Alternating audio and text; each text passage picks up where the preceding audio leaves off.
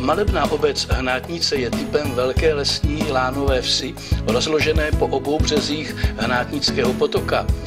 Vznikla pravděpodobně na konci 13. nebo v průběhu první poloviny 14. století v době vrcholné kolonizace, kterou v oblasti na pravém břehu Tiché Orlice prováděli pro české krále příslušníci rodu ze Žampachů. Vážení spoluobčané a všichni návštěvníci stránek obce Hnátnice, dovolte, abych vám naši obec představil. Naše obec leží v předhůří Orlických hor v okrese Ústí nad Orlicí. Je nás tu něco přes 850 a v roce 2014 jsme oslavili 650. výročí od první písemné zmínky o naší obci.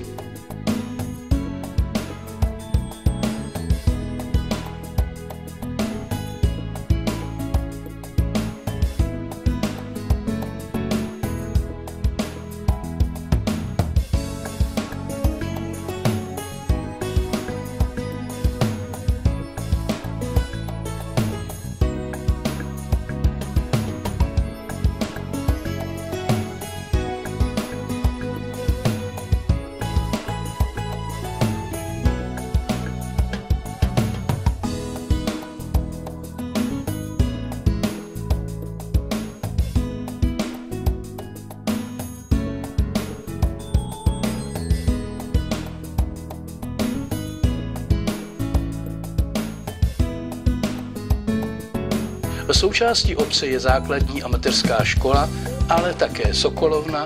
Obyvatelé mají k dispozici knihovnu s internetem, samoobsluhu, poštu. Vyvíjejí zde také aktivní činnost jak místní Sokol, tak i sbor dobrovolných hasičů, myslivecké sdružení i zahrádkářský svaz.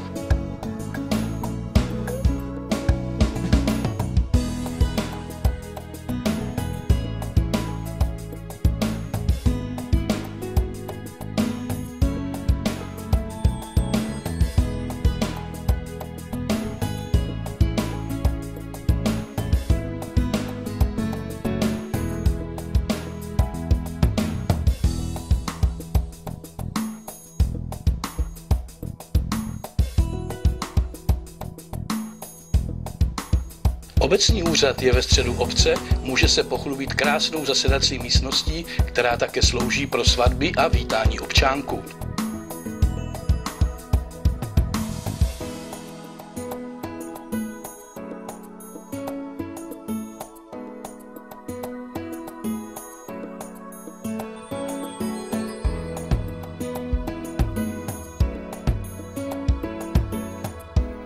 Pamětihodností a zajímavostí je bezesporu místní kostel svatého Petra a Pavla, původně gotický z druhé poloviny 14. století.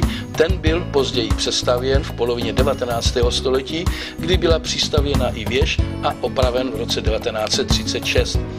Zvony z let 1523 až 1478 byly navráceny zpět po válečné konfiskaci do věže kostela. V roce 1988 byly instalovány dva nové zvony. Kostelu vévodí socha svatého Jana Nepomuckého z roku 1732.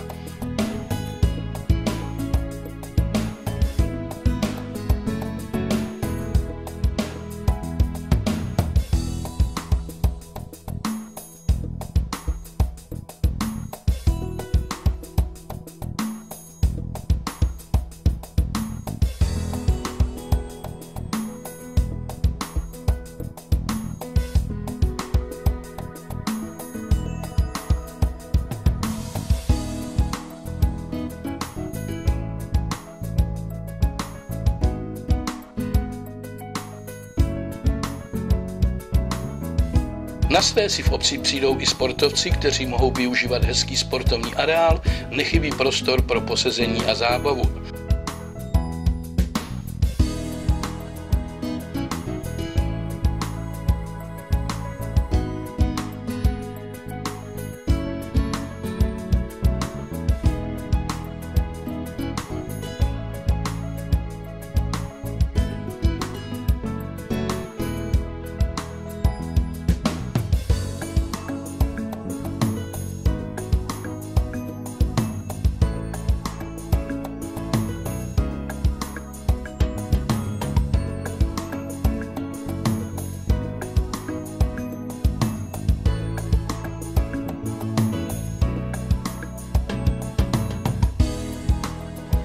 tak jste-li vyznavači turistiky či cyklotras, nebo jen tak rádi navštěvujete zajímavá místa vyznačující se krásnou přírodou a okolím, pak zapíchněte ukazováček do mapy na značce s nápisem Hnátnice nebo zadejte navigační systém a věřte, že při návštěvě této malebné obce nebudete zklamáni.